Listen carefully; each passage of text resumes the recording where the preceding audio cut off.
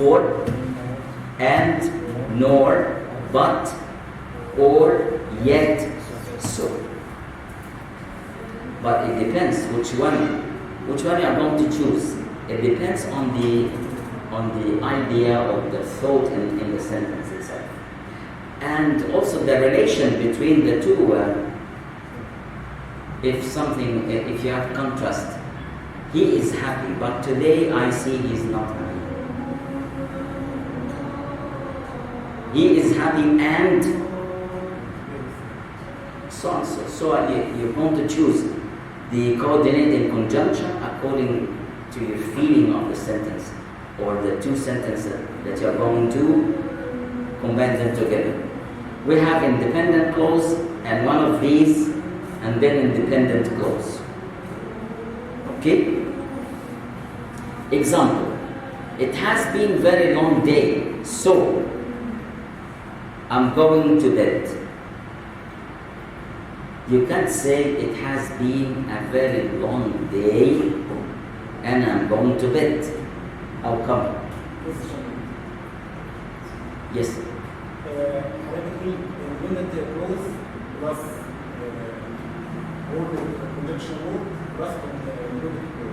Coordinating conjunction.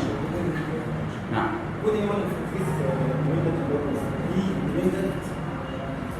Again, please.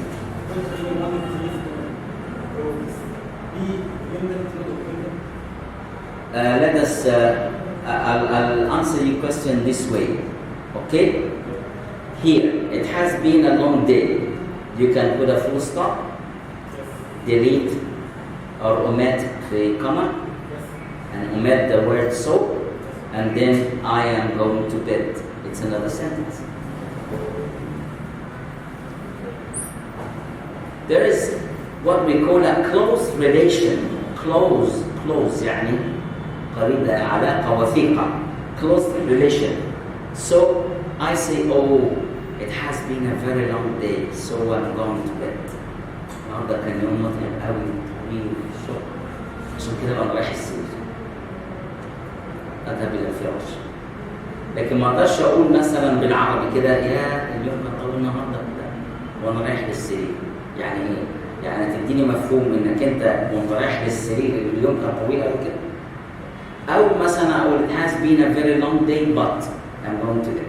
يعني أنا تعبت وشقيت وطلع عيني طول النهار واليوم كان طويل ولكن رايح للسرير، يعني ولكن رايح للسرير. منطقيا ما ينفعش. يبقى أنت اختيارك لأداة الربط يعتمد على العلاقة بين الجملتين. هي علاقة عطف ولا علاقة كونتراست ولا علاقة نتيجة وسبب ونتيجة إلى آخره. Okay?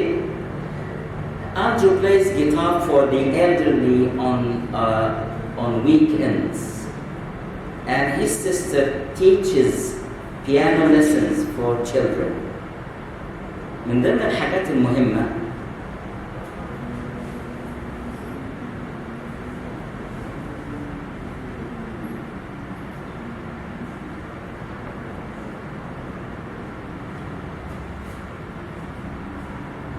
حاجة في اللغة اسمها البارلاليزم. البارلاليزم اللي هو ايه؟ يعني توازن. ما ينفعش ان انا اجيب جملة حتى في العربي اجيب جملة فيها فعل واروح اعطفها على جملة تانية فيها اسم. لما هنا بيقول ايه؟ هنا Andrew plays guitar for the elderly on weekends and his sister teaches piano lessons for children. واحد يقول لي ايه الباراليزم هنا عشان ده جيتار وبيانو مزيكا زي بعض. نقول له لا، انا بتكلم على ستراكشر مش بتكلم على المزيكا. نعم بالظبط كده. ما في باراليزم بيجي منين؟ ان انا عندي subject وعندي verb، ولو الجمله فيها object يبقى وهكذا. بس طبعا مش شرط. انا بتكلم عن باراليزم يعني ايه؟ ما اجيبش بقى ايه ما اجيبش بقى احول الفعل الى شكل تاني يعني ده الباراليزم انا هعمل درس بيه في الباراليزم وده هنفهمه اكتر لما نيجي نشرح. بس خلينا محددين، حبيت بس اذكرها. اوكي، يبقى هنا دي compound. It's a compound. I separated or I linked or connected the two clauses, comma and coordinating conjunction. coordinating يعني منسق، يعني اللي هو الكوردينيشن، زي ما جاي من الكوردينيشن تنسيق. انا بنسق، ما هو دي فيها جمله فيها فكره ودي فيها فكره، لازم التنسيق. طيب ادي سو ادي اند وادي الكوما. هو ده كان اوبشن 1 مش كده؟ ده اوبشن ايه، اوبشن ايه خلاص. ودي طريقه الربط اللي احنا اعتمدنا عليها. example: moving to a new city can be a stressful experience, but it can also be very exciting. فين السبجكت بتاعنا هنا؟ moving to a new city. كل ده السبجكت. واحد يقول لي طب ما تبقى moving، بس هنا ما هي moving ماشي. طب والباقي related to the subject.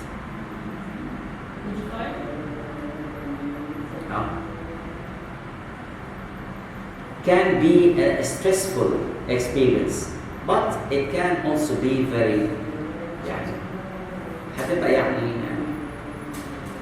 تجربة صعبة علينا والكلام ده كله. يعني ايه برضه الانتقال من هنا لهنا هتبقى ايه يعني حاجة فيها exciting كده.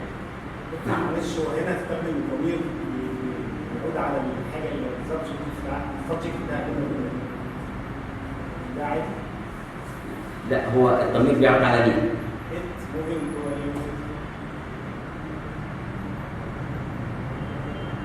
طيب تقصد ايه؟ هل مفيش باراليزم يعني؟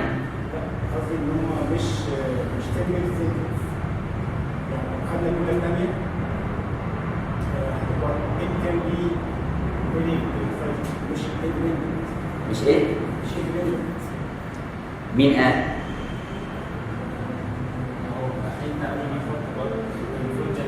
انت هتشيل الكوما وهتشيل برضه، حط بينهم فول ستوب. تنفع حط كده شوف. Moving to a new city can be a stressful experience. It can also be very exciting. لكن أنا بدرس ما بين الجملتين إيه، أنشئ علاقة. ما هو البناء يعني زي ما أقول إيه،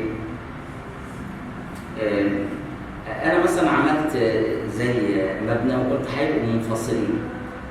لا، إحنا ممكن بقى نعمل إيه يعني لينك بينهم ويديني مثلا الشكل الجمالي كويس، عامل برج هنا وبرج هنا، وبعدين لك الله كنتوا منفصلين، طب نعمل ايه؟ طب ما تعمل كوبري بينهم كده، والكوبري بينهم ده يديك شكل الاتش كده اللي هي اول حرف في الايه؟ في اسم الشركه. فاحنا بنقول ان هو الانسان يتفنن في هذه الاشياء. فاحنا بنقول هنا ان هو بدل ما كتبهم جمل منفصله عملهم ايه؟ راح حاطط كوما وحاطط بط عشان يربط بين الاثنين. هو وجد العلاقه ان في كونتراست يعني. طيب لان بط حتى لا كلمه لكن في اللغه العربيه تفيد المغايره، يعني اللي بعدها غير اللي قبلها. اوكي؟ ادي هنا كان وبط والكلام ده واحنا ايه وايت طيب اوبشن ده اوبشن لكتابه الجمله اللي هي this is what the first option was option A of how to write a compound sentence. I'm still talking about the compound sentence. Okay? Option B. Two independent clauses joined by a semicolon. Semicolon only without coordinating conjunction? Yes. طيب. Independent clause, semicolon, and then independent clause. Okay? Excuse me.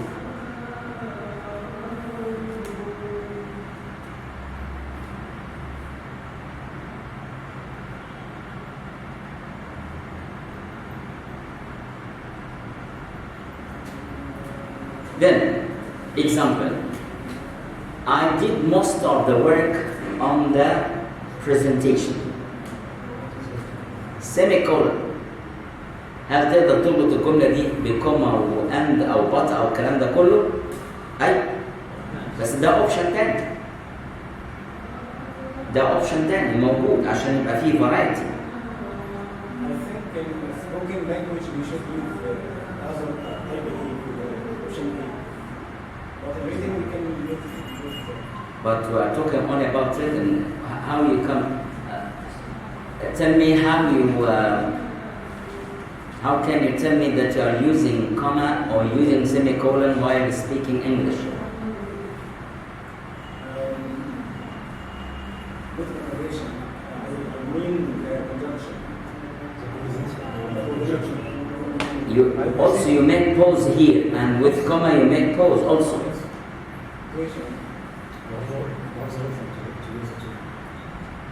You say مثلا يعني when you use comma when you talk you're going to make like this يعني comma وبعدين لو semicolon تعمل لي كده وبعدين كده في spoken English. لا مش عايزين نخرج. أنا أول ما كتبت قلت اللي هي writing a sentence, not I have nothing to do with the spoken English now. لما بقى في البوز أنت في الكوما مع coordinating conjunction you are going to pause, and also with the semicolon you're going to pause. Okay, I did most of the work on the presentation. I deserve a higher mark than my partner. Semicolon. Okay. على حسب يعني ممكن تكون result أو تكون عكسها تكون وهكذا. Last year's flood was very close, very costly. Semicolon. The city spent millions to repair the damaged streets and homes. You see here, if you can notice, it's preferable with sentence which is small like this one. It's preferable to use comma and coordinating conjunction. But if the sentence is too long, you can use the semicolon like this one. See, you should notice that. Last year's flood was very costly. The city spent millions to repair the damaged streets and homes. Okay. Be sure that the connection between the two clauses is clear. عليكم السلام. يعني تبقى الحاجات unclear. مثلا she loves going dancing at the clubs with her friends. She always feels terrible the next day. يعني unclear. May someone asks me, may someone ask me that I understand it, but to understand the sentence because you know the words, and sometimes when we speak to the foreigners we use words only, not a good structure or a perfect structure in grammar or in English. But he understands you and you understand him. But through a few words. But I'm talking here about the structure. Later we're going to discuss it. Here, she loves going dancing at the clubs with her friends.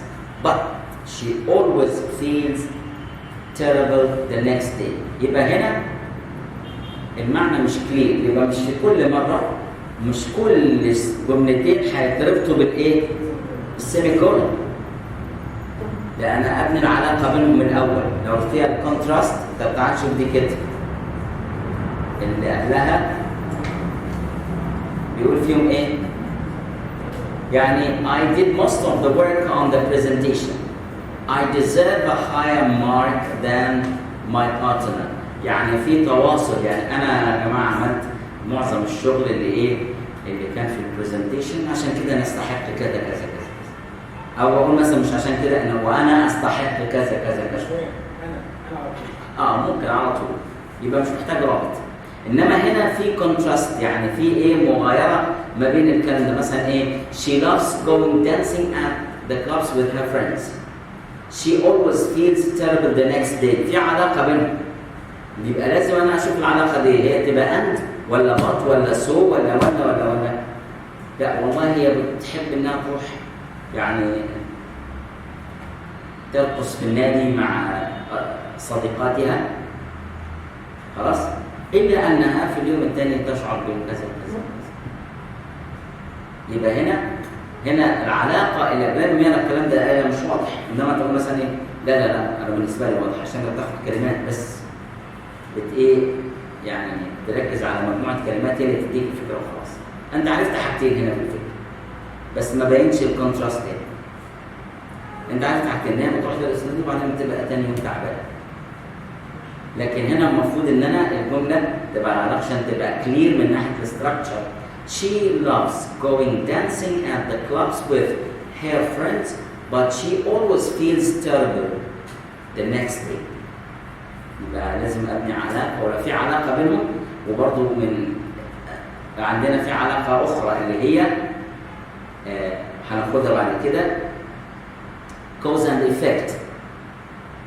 cause and effect في الكتابة لازم أعرف cause and effect.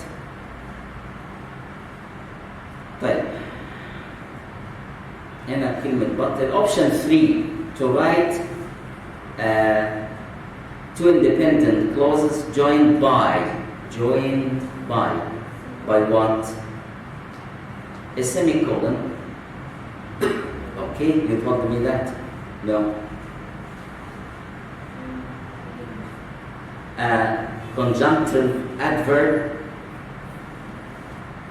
يعني نوع من الادفيرب بيبقى بس بيستخدمه كرابط. conjunctive adverb. اوكي؟ طيب زي ايه؟ نلاحظ بقى عندنا independent clause اهي و-independent clause، بس بينهم ايه؟ بينهم ادي سيمي كولن وبعدين ادي conjunctive adverb وبعدين الكوما.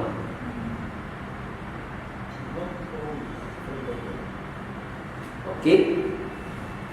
طيب احنا نشوف امثله، وهو ده اكتر من حاجه ايه موجوده، ونلاحظ بقى ايه الكوما المحطوطه دي. بعضهم ما فيهوش كوما، هنشوف. Jenny is happy with her IELTS score overall. بعدين semicolon وبعدين however بعدين comma. She was hoping to get better results on her writing.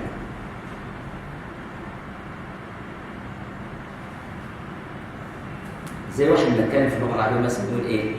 والله هو أنا جيد كده، بس والله كان نفسي مادة كذا بدل ما أجيب فيها مقبول كده وشكلها وصمة عرض في الشهادة والكلام ده، كنت أجيب فيها جيد بس. ممكن يكون جيد جدا، ولكن في مادة من المواد جايب فيها مقبول. يعني بص لاقي فهنا بنقول Jenny is happy with her IELTS score overall. السكور اللي جابته كويس، يعني هي مبسوطه بيه، لكن كان نفسها في الرايتنج تبقى ايه؟ تجيب نتيجه احسن. لكن هنا طبعا في مغايره، بس احنا اهم حاجه الشكل اللي بتكتب بيه. واحد يقول مثلا ايه ده جمله طويله قوي، دي تعتبر يعني كومباوند سنتنس، ما هياش كومبلكس ولا حاجه. مش كومبلكس، مين قال كومبلكس؟ أنا بعتمد مش على عدد الكلمات. يعني I never depend on the number of words in the sentence, but I depend on the type of structure in the sentence. اوكي؟ طيب. هذه however بالشكل تكتب ايه ده، وده subject وverb وبعدين subject وبعدين verb. عايز انا دكتور جبل الفيلم كله فول كويس بيس بس ليها سبيس. لا هو السبيس بتبقى بعدها بس. Andrew volunteers at the local retirement home. Semicolon. Similarly, his sister teaches free music lessons to underprivileged children.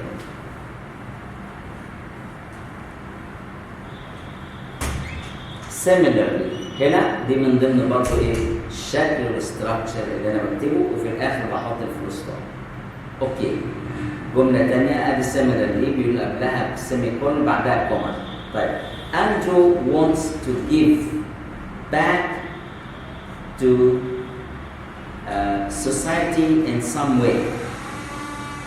Okay, so he volunteers at a retirement home on weekends.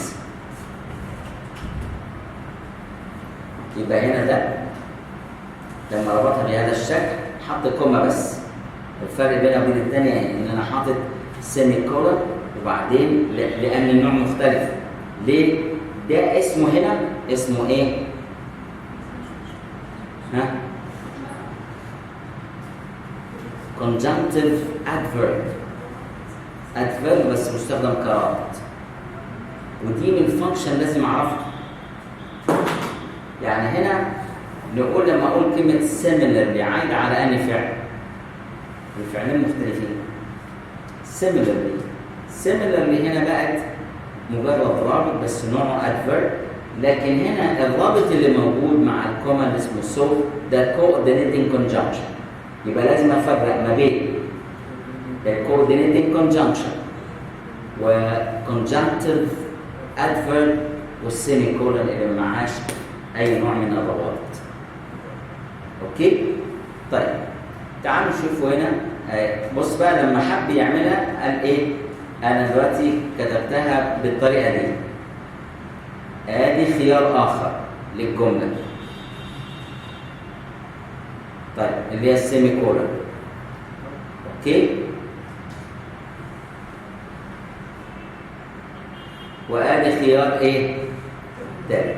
يبقى انا دلوقتي كتبت الجمله باكتر من طريقه، هي جمله واحده بس. واحد يقول لي طب هي كلمه سو بتساوي therefore؟ اي ما انت بتقول سو لذلك وtherefore معناها لذلك. يبقى انت عندك خيارات ثلاثه في كتابه هذه الجمله. ادي اول خيار عندي اللي هو سو الكوما بالكوردينيتنج كونجنكشن، شلتها وحطيت سيمي كولن، وبعدين شلتها وحطيت سيمي كولن مع therefore بعدها كوما.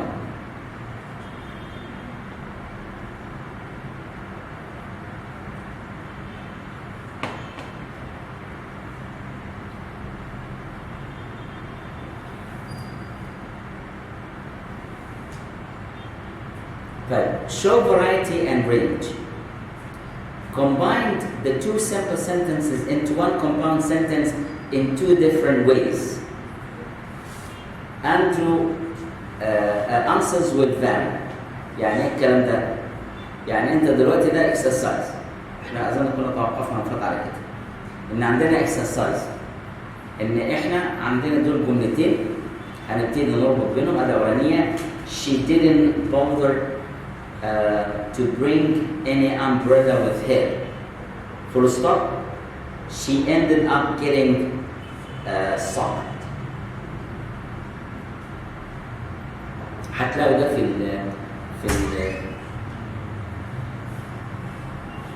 بس ما تحلوش التدريب مباشرة، انما ارجعوا للدرس تاني تقروه تاني واشتغلوا عليه.